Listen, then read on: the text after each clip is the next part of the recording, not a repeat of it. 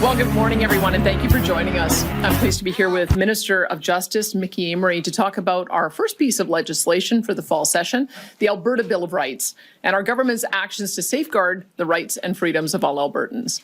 In 1905, our province was founded as a free and democratic society. Alberta was built by people who valued freedom, family, and fundamental rights.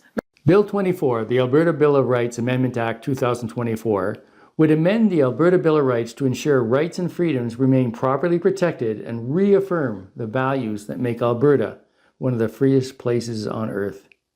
If passed, Bill 24 would add new rights for Albertans, such as protections for personal autonomy, including the right not to be given medical care or treatment or a vaccine without consent, the right to acquire, keep and use firearms in accordance with the law. Additional amendments would add more effective tools for protecting Albertans' rights, like giving the courts more enforcement options when rights under the Bill of Rights have been breached, and expanding the Alberta Bill of Rights to apply to all government action, such as policies that are not formalized in a law or regulation. These amendments would be the first significant updates to the Alberta Bill of Rights since it was introduced in 1972. And many of the changes would align the Alberta Bill of Rights with the approach to fundamental rights in the Canadian Charter of Rights and Freedom.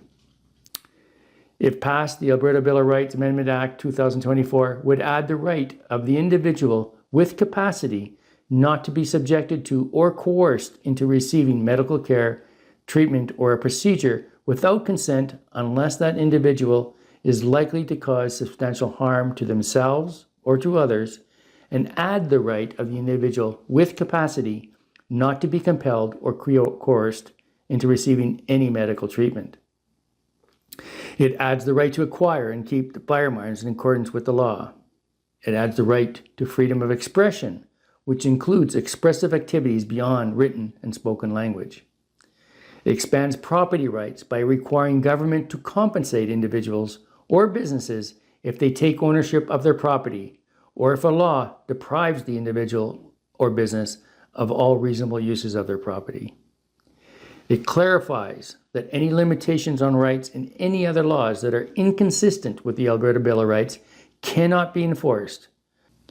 And it confirms the fundamental freedoms that retain their importance even during an emergency. It updates requirements for the Minister of Justice to be notified when any legal action challenges a law under the Alberta Bill of Rights. The Bill of Rights represents the core values of limited government and personal freedoms that Albertans cherish and value. I am Miles McDougall,